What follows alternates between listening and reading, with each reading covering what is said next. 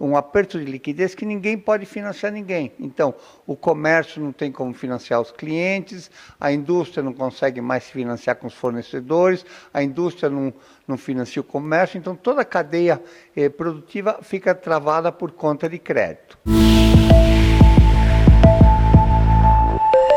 Sobre o grande problema que ocorre com o crédito aqui no Brasil, eu converso agora com Roberto Luiz Trosser, economista.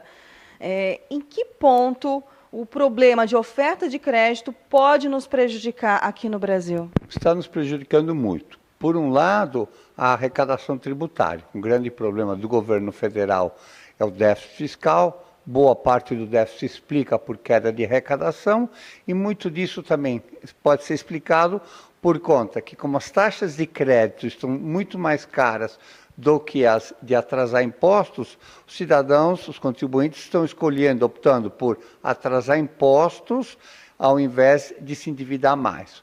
O segundo ponto é que você está tendo um choque de liquidez, quer dizer, um aperto de liquidez que ninguém pode financiar ninguém. Então, o comércio não tem como financiar os clientes, a indústria não consegue mais se financiar com os fornecedores, a indústria não financia o comércio, então toda a cadeia produtiva fica travada por conta de crédito.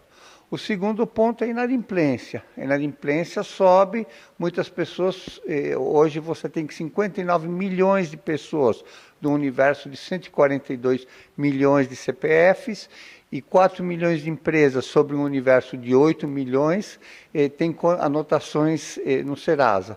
Essas já fica mais difícil ainda delas conseguirem recursos para suas operações. Um outro grande problema também, que as pessoas estão recorrendo mais ao crédito do cheque especial e também do rotativo do cartão de crédito, né? Estão muito endividadas. É verdade, essa linha é a linha mais curta, quer dizer, de até 30 dias corridos, e a mais cara de todas. O rotativo do cartão está em 439% ao ano. Obviamente que boa parte disso cria uma dependência financeira. As pessoas entram numa uma dinâmica perversa, dos quais muitos não conseguem sair. Então você perde, e isso está agravando, é um problema que se agrava. Números redondos, a inadimplência está subindo a cada mês que passa. Então o volume de contas e atrasos é ruim. Hoje, os últimos números disponíveis mostram que a inadimplência, perdas do sistema bancário, equivalem ao dobro do lucro. E essa lógica de subir taxas para compensar aumentos de inadimplência é perversa, não pode acabar bem. E o crédito oferecido para o governo, para gastos públicos? Esse crédito tem crescido. Quer dizer, enquanto o setor público se endivida mais, e não se sabe exatamente quais são os bancos, a nota de crédito não é clara a esse respeito, mas a administração pública, governos estaduais e federais estão conseguindo se endividar mais, enquanto o total do crédito encolhe. Então, isso agrava ainda mais, mostra quão grave é a situação do setor privado com crédito. E o crédito oferecido pelo BNDES? Também está encolhendo por conta de uma restrição fiscal.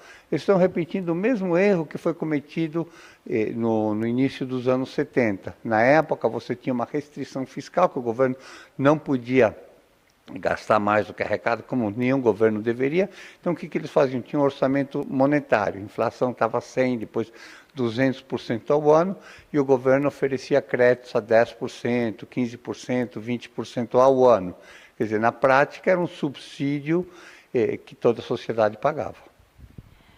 Qual a sua opinião a respeito da postura dos bancos, os grandes bancos varejistas aqui no Brasil, com essa restrição de oferta de crédito? O grande problema é que o que se chama em economia um equilíbrio de Nash, um equilíbrio perverso. É racional para cada um deles ter essa dinâmica, mas é irracional para o conjunto. É como, usando uma analogia, se está todo mundo numa lagoa, é racional para cada um pescar mais e pescar cada vez peixes menores. Mas para o conjunto como um todo, isso é ruim. Por quê? Isso faz com que o total de peixes na lagoa encolha. No caso do sistema bancário, o potencial de crescimento da economia está encolhendo. Quer dizer, então, estão ganhando mais agora para terem menos lucros no futuro. Então é irracional.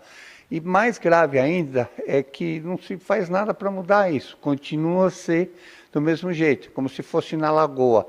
Em vez de você limitar, por alguma restrição no que você pode fazer, não. Você continua insistindo. O conjunto dos bancos poderia pôr algumas restrições para acabar com essa dinâmica perversa. E não fazem, nem o conjunto dos bancos e nem o Banco Central, que é o banco dos bancos. É muita liberdade para os bancos privados na decisão de ofertar mais ou menos crédito, na sua opinião? Poderia ter mais regulação nesse sentido? A questão não é mais ou menos regulação, é boa regulação, né? Quer dizer, não, bancos têm excesso de regulação. Qualquer mercado, seja o mercado de tomate na feira, o mercado de crédito, o que acontece? Ele tem equilíbrios. Pode ter equilíbrios bons e pode ter equilíbrios ruins. O que acontece? Você cresce uma coisa do jeito que está tendo um equilíbrio ruim. O Brasil está tendo uma crise de crédito, recordes de inadimplência, com a relação crédito-PIB na metade do seu potencial. É uma coisa inusitada. Então, o que você tem que fazer? Você tem que mudar essa dinâmica. A primeira coisa que tem que ser feita é reconhecer que você tem um problema. O governo ignora o problema, a sociedade como um todo está ignorando o problema. É problema de cada um e é um problema sistêmico. O crédito tem uma coisa que se chama externalidades. O fato de alguém, pessoa física ou empresa, ter crédito bom e barato, aumenta seu potencial de crescimento. Dever bem é bom para a sociedade, é bom para as empresas, é bom para o país. A gente está devendo mal, quer dizer, crédito caro.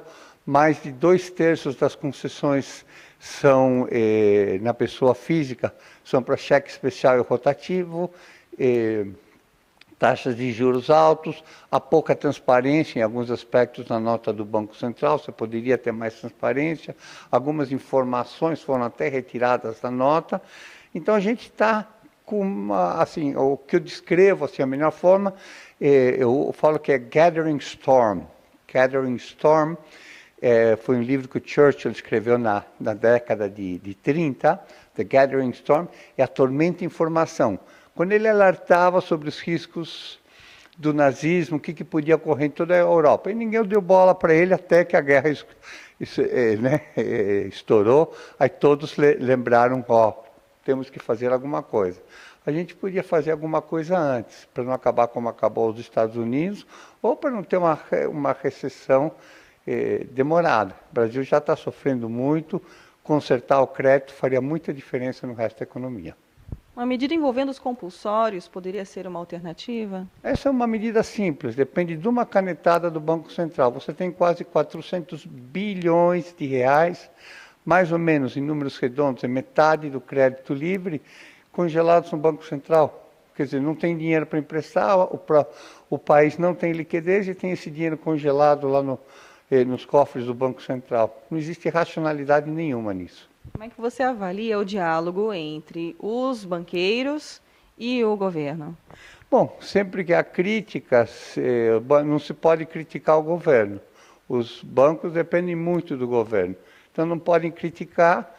O que acontece? Eles são obrigados a serem coniventes com uma coisa que está prejudicando a curto prazo a sociedade e a médio e longo prazo os bancos e a sociedade. É hora de mudar isso, e dá para mudar rápido, e o segredo está em fazer, os que têm bom crédito fazem bom.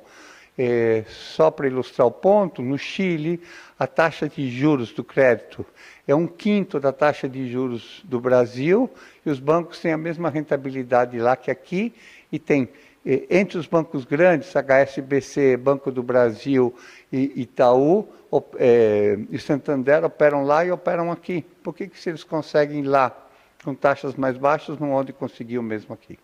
E a captação dos bancos lá fora, a arbitragem, como é que está esse acesso? Perfeito, quer dizer, bancos têm acesso, aumentou um pouco o custo agora com o downgrade do Risco Brasil, mas ainda é muito mais barato que a captação aqui dentro. Roberto Luiz Strosser, muito obrigada por mais essa participação aqui na Ducascope TV. Eu que agradeço. Luciene Miranda para o São Paulo Direct da Ducascop TV.